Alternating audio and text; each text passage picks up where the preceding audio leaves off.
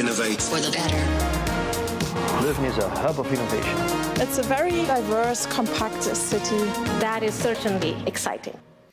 Welcome in the second part of how to keep technology aligned with humanity. That's the speaker session you are watching. And the speaker you're about to see is called the inventor of the hashtag. Welcome, Chris Messina.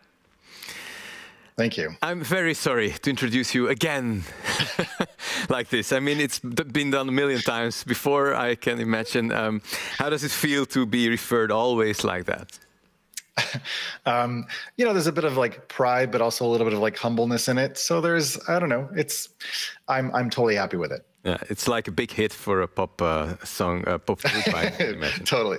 Yeah. Right. Our question here today is how to keep technology aligned with humanity. That seems to be difficult, doesn't it?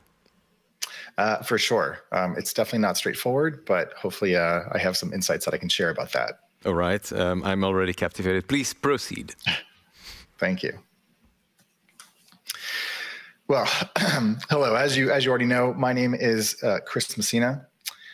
I am here to speak about keeping technology aligned with humanity, which I suppose is because, as Thomas said, I'm the guy who invented the hashtag, at least as you might be familiar with it on social media. Now, of course, the hashtag has evolved considerably in the last 15 years, as has social media and just how much everyone uses it every day. So yeah, when you ask me, how might we keep technology aligned with humanity? I have some thoughts. The core insight that I've come up with in the last 14 years might surprise you, but I really haven't been able to come up with any other way to think about it. Because when we consider the side effects of the rise of social media, and trust me, I can't help but start at the beginning because I was there. And I just don't know if things could have turned out that differently than they have.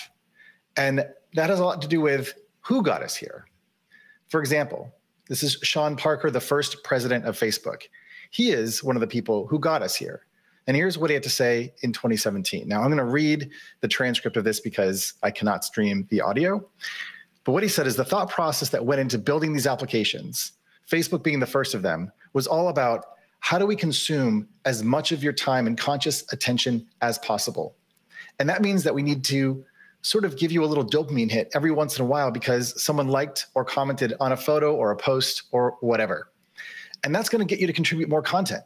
And that's going to get you more likes and comments. It's a social validation feedback loop. Exactly the kind of thing that a hacker like myself would come up with because you're exploiting a vulnerability in human psychology. The inventors, the creators, it's me, it's Mark Zuckerberg, it's Kevin Systrom at Instagram, it's all these people. They understood this consciously, and we did it anyway. And for me, that's the core line.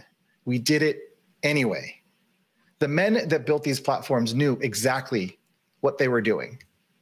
And so is it really any wonder how we got to this place? The answer is, of course, no, it is not surprising. So if it's not a surprise, then what can we do about it? How can we keep technology aligned with humanity? Well, I have two ideas. The first is to start to think of ourselves as a kind of technology. And the second is to invest in upgrading the technology of ourselves. Okay, so bear with me. Technology is merely the application of scientific knowledge for practical purposes. Science is the study of the world through observation and experimentation. So what I'm really suggesting is that if we apply deep curiosity at the level of the individual in order to better observe ourselves, and as a result of those observations become to understand ourselves, we can then invest in the necessary upgrades to prevent us from coming back here again. Because here's the deal. The founders of some of the most important tech companies of the last 15 years, and let's literally face it, they're a pretty homogenous group. A group, however, which has had an outsized impact on all of humanity. And in case you didn't notice, I kind of look like them too. Now, that's not to say that I'm just like them or vice versa, only that I know what kind of journey being the quote unquote inventor of the hashtag has taken me on and has taught me about. And so I can only imagine what it's like for someone like Jack, who got the original idea for Twitter from his days as a bike messenger and who styled himself as a free speech revolutionary, because he realized that SMS was an untapped channel to broadcast messages to his friends. But that channel was also an unfiltered channel without gatekeepers. And as someone with a deep cultural value for free speech, Twitter, from its very early days, maintained a very liberal content policy, which hasn't been without controversies or effect. Indeed, I'm suggesting that Jack's early experience and culture helps to explain why Twitter was one of the last platforms to remove conspiracy theorist and Sandy Hook denier Alex Jones from the platform. And it's also why in 2017, Twitter refused to remove Trump, even when he broke the rules and bullied people, because Twitter argued that his tweets were newsworthy. Indeed, it took an attempted overthrow of the US government to finally get Trump kicked off Twitter. And for me, the explanation for that goes all the way back to Jack's core values and the culture from which he came. And I say this because I too share many of his values and ideals.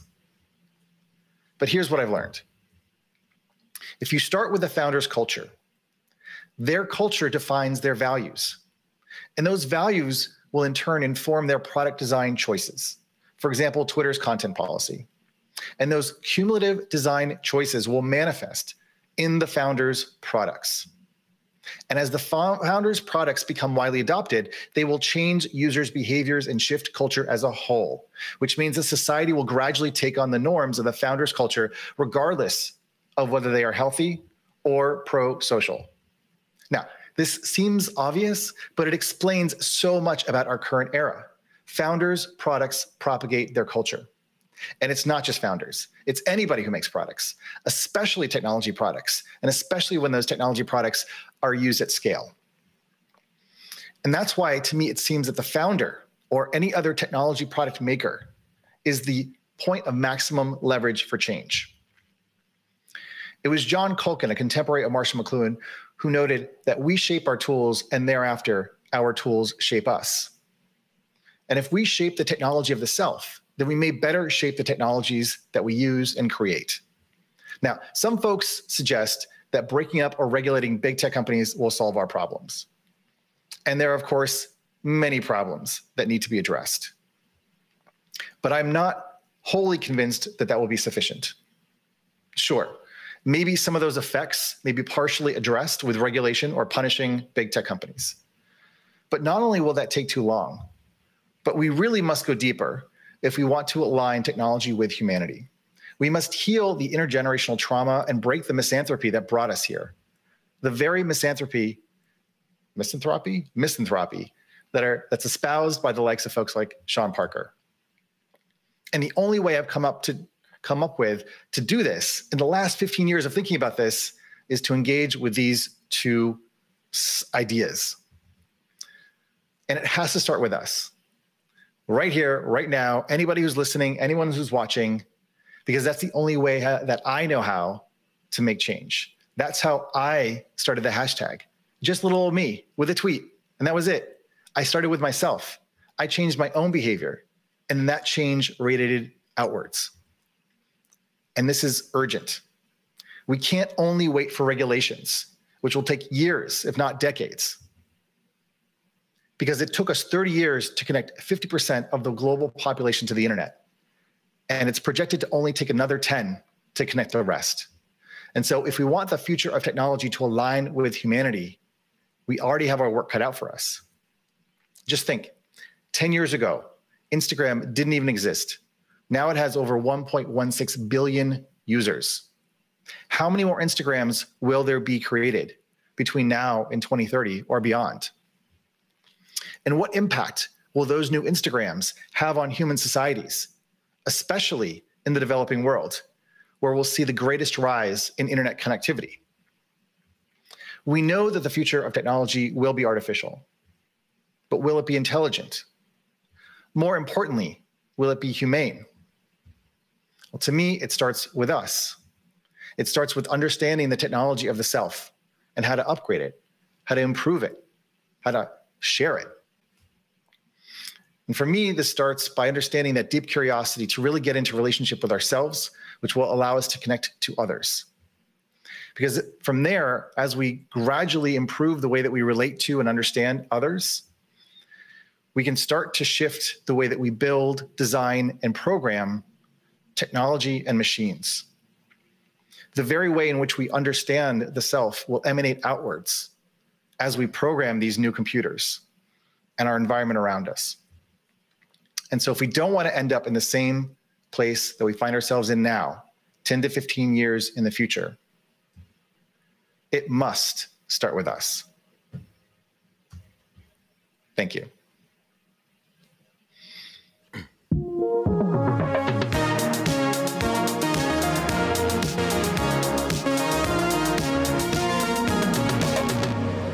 I'm thinking, what could I invent that is more or less like the hashtag, but I'm not sure yet if I found it. Thank you so much, Mr. Chris Messina. We have prepared a short Q&A with some members from the audience, and Pyle and Aurora, another speaker here in this session. Are you ready for them? I am, yes. All right, here's the first one. It's Adriaan Francois. Hello, Adriaan. Good afternoon, good evening. The question that I have for you is, how can engineers keep innovating technology without causing a negative influence on certain people? To give some examples to put this into context, some people who lose their jobs because of that technology, the people who cannot acquire certain technology will fall behind, and people who lose their homes and experience local climate changes because of the quest for materials for this technology, etc. I mean, this is a very, very deep question, and this really is about the future of humanity and society. I think on the one hand, the answer to the question starts with what is it that we want people to be able to do in their lives and in the future. One of the challenges is that through the Industrial Revolution, we've actually created a whole lot of abundance that we've never had before. And humans are still acting out of a sense of scarcity. So a lot of the economics of scarcity apply to the way that we think about things today. So on the one hand, I don't think that just looking backwards in time to say what should people do in terms of work and things like that, I think we need to think differently about what it means to be creative, what it means to be expressive, what it means to have choice and to participate in the economy in a meaningful way that connects you to the people around you. Do I have great answers for that? I don't, not yet. However, I am very excited by and interested in what I'm seeing happening in the passion and the creator economy, where by bringing more and more money and currency onto the internet, it's becoming easier and easier for people all over the world to find each other and to support one another. I don't know exactly how that's going to work out, and that's one of the reasons why I think it's so important that makers, founders, engineers, designers, developers start with that sense of self, start with the ability to understand their own feelings and to communicate more effectively, because once they start to talk to people and experience or to have conversations with people who are impacted by the technology that they're building, they might be able to change or adjust things, even if it's in a very small, subtle, but very important way. I mean, when I think about the hashtag, the reason why I know that what I talked about was quite abstract, but one of the things that I looked to were the values and the culture that inspired the idea for giving it away. And that was because I came out of the open source tradition. And out of the open source tradition, the idea is to help other people, to contribute more, to not look for just payment. I was never motivated by getting paid for the hashtag. I was hoping to create a tool for people to come together on any platform across the internet to connect, to communicate, and to find one another. So if you come from that background, if you think about your values and how you bake in those values into the products that you build, then hopefully over time, cumulatively, we'll end up in a place that isn't as challenging as the one you've described. Thank you very much. That was a really interesting answer. Thank you, Adriaan, for your question. Next one up is Clo Willaerts. Hi, Clo. Hey, hi, Thomas. How are you doing? I'm fine. I have two questions, but I'll make it quick. Chris Messina, someone once said Chris Messina is too nerdy. On a scale from 0 to 10, how proud were you when they said this? And the second question is, someone else said, someone with only 12 followers, the geek shall inherit the earth. Has this moment finally come? Well, okay. So there's one clarification, which is that when I first proposed the idea of the hashtag to Twitter, and granted, I never worked for Twitter. I was never an employee. I was simply a user of Twitter. I was told that the idea was too nerdy to ever catch on. And being someone who self-identifies as a geek and someone who loves technology, loves design, loves thinking about the future, I wasn't offended by that. Partially because certainly during that time, this is 15 years ago, the geeks and nerds were the ones who were really enjoying the social web and having a great time. And it was, ironically, we were really excited about bringing these ways of communicating and connecting to the rest of the world. I think what we didn't really understand or think about or know was what would happen when you had a lot of people from a lot of different cultures and a lot of different experiences and a lot of different ideas coming together all at once without time to maybe get to know each other, to sort of learn like what each other's values are, to make up for old fights and battles. And so anyways, I was perfectly happy, I guess, to be thought of in that way. When you ask the question, have the geeks inherited the world, or whether or not, I think it's the revenge of the nerds is another way to think about it. I would not rest on our laurels. I would not say that we have succeeded. I would say that what has happened is that I think we've invited a lot of people to make use of a lot of the technologies that many of us are very familiar with or comfortable with, maybe feel more comfortable using than talking to other humans. But that doesn't mean that the way in which other people will use them won't, again, bring in more of their culture. And I see that, especially on social media. There's a lot of bullying. There's a lot of meanness. There's a lot of trying to make other people feel smaller so that someone else can feel bigger. And those are very short-sighted behaviors that, I think for those of us who have been bullied or have been left out or excluded, recognize just isn't really a great way to build culture and to behave. So have we won? No, I think the work is ongoing, and it'll be going long before or long after. At least I'm not around anymore, and probably long after you're not around anymore either. So I guess to me that just means we got to keep the fight up. Thank you, Clo, for your question, and don't go away too soon, I must say. Yeah, stick around. Pyle Aurora, you've been listening too. Have you got any question here? Yes, of course. Hi, Chris. Hi. The last time I saw you, we were on the stage in Copenhagen pre-COVID, and here you are. And one of my questions is not going to be about all that alcohol stashed away in the back. I'm just assuming that's a COVID effect, and I'm not going to bring it up. Those are my COVID buddies, yeah. Mm-hmm. Yes, they're true companions. But anyway, but I have a question for you. Now, I assume that you are sympathetic towards the documentary Social Dilemma. Am I correct? I'm in it. Yes. Yeah, right. But you're sympathetic to the theme, right? So I'm going to play devil's advocate here because academics have been so pissed with this movie. And they're like, are you kidding me? Like, you guys are basically saying technology centricism still holds, that the founder had a vision. It's all about the founder. Oh, gee, I created the, Frankenstein, and only I can redeem myself by fixing the problem. And again, it's so egocentric, typical Silicon Valley. I mean, this is academia saying that, listen, dudes, it's not about you guys. It's irrelevant. It's about human agency.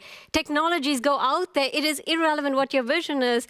It's what we make of it. And the main solutions are actually social, not technological. So what do you have to say for my peeps who are like pissed as hell saying, damn Silicon Valley, have you not heard us? So there you go. Thank you for that. And I hope that isn't the impression that you took from my remarks today.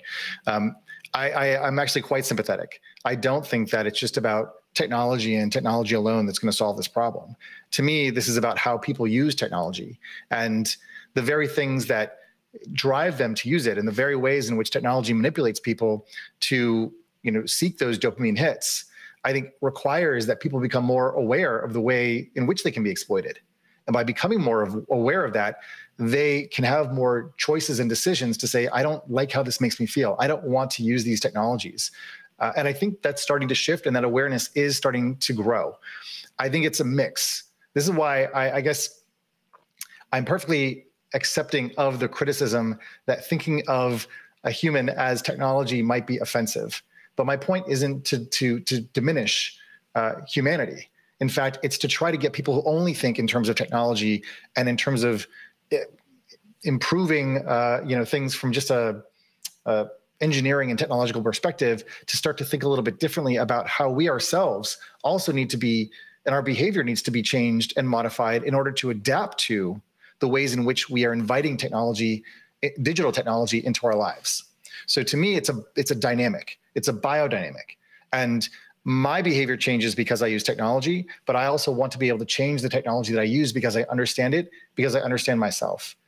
So hopefully that's a little bit more of a modulation. I was also, frankly, a little bit frustrated with the social dilemma, even though I'm in it, because I don't think, and I agree with you, it's not about keeping the power sort of with a bunch of white dudes in Silicon Valley. To me, it's about what can we do as individuals to participate in this conversation and to show up differently so that we can demand a different type of media that behaves and treats us better. All right. So, am I allowed to ask another? Well, we're tight with time. We're running out of time. This is so Chris, brilliantly interesting. Make it short, both of you. No, Chris, we'll just grab a drink and talk more about this. All right. And I think that basically, you know what, academia and business people and tech people really need to talk to each other, because it's sad that this conversation always happens after the fact, right? So so let's that's why I'm saying this now, right? Right? Like if we think about you and I having this conversation in 10 to 15 years, right? The question is, what do we do today that made a difference so that the outcomes are different? And to me, I look at like the ripple that I made in this, pond that grew and grew and grew, and is now something that is used by everybody who uses and touches social media. I certainly didn't expect that. But the fact that that is possible, to me, gives me even more of a sense of responsibility for everybody that wants to build technology to become more self-aware, so that when they're building these things, they can say, oh my God, like this could go really, really wrong. And I need to think about that. And I need to talk to more people to understand the possible outcomes if this actually succeeds. Because what I was told is that when I created the hashtag, it was not going to succeed. And then it did, beyond my wildest dreams. And so the fact that it did means that other people, I think, need to also take that very seriously. Yeah, I think it might seem like a false dichotomy now, because you're saying basically not the same thing, but it's not because you've invented the hashtag and that is something you did as a person that it's not true what you are saying. So well, all these drinks and the back might be very helpful to continue this discussion. I think so. That's sure. Right. Thank you so much for being with us, Chris Messina. Chris. It was very, very interesting and enlightening. And thank you, Pyle, for your question. Of course. Thank you so much. All right, this part of the session is over, but we've got two other speakers. Before I continue with them, let's refresh the streaming platform. See you at the other side.